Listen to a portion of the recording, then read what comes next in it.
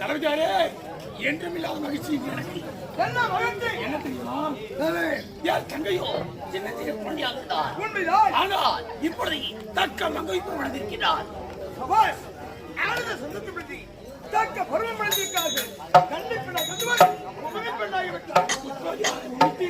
வர சுக்கிரவாரா அவளுக்கு மஞ்சள் நாட்டம் நட வேண்டும்.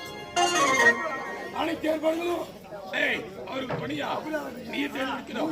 சீக்கிரம் ஏற்பாடு ஒரு வெள்ளைக்கிழமை அவருடைய தங்கை முத்தலைக்கு மஞ்சள் நீராட்டு விழா.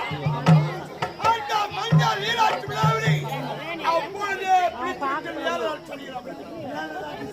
ஆமா, எதற்காக அவருடைய தங்கை மஞ்சள் நீராட்டு விழா? அந்த விழாவிலே என்ன நடக்கிறது?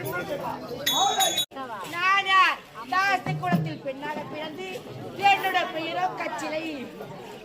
என்னோட பெயரோ கச்சிலை.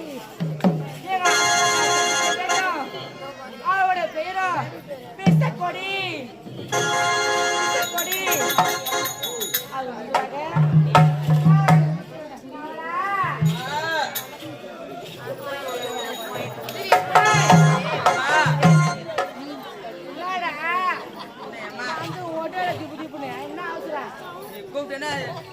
காலி ஓடிடுறான்.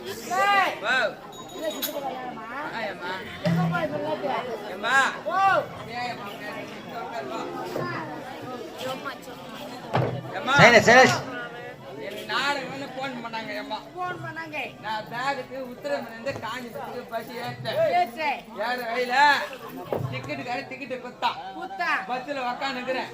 ஒரு பொம்பளை பொண்ணு குழந்தை ஒண்ணு வச்சுருக்குது. ஒரு பொம்பளை குழந்தை வச்சேன்னா அந்த நான் பார்த்தேன். ஐயோ அந்த குழந்தை பார்த்தேன். அந்த அம்மா குழந்தை நின்று இருக்குது.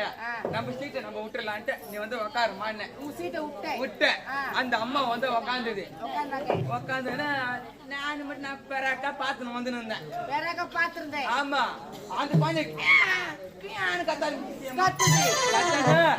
அந்த அம்மா மாமதே பால் குத்துக்கு எதுதான் பண்ணி கத்துதாதுங்க. கத்து அங்க எல்லாருமே சொல்றாங்க கம்முன்னு. ஆச்சுதான் அந்த குழந்தை கேட்கல கத்தின்னு கிடக்குது. நான் என்ன பண்ணேன்? எம்மா கத்தாது உங்க அப்பாக்காரன் நான் தான். நீ கத்தாத மாதிரி நம்புற. அப்படியே கும்மரு கஞ்சி காய்ச்சல் அனுப்பிச்சுட்டாங்க. வந்து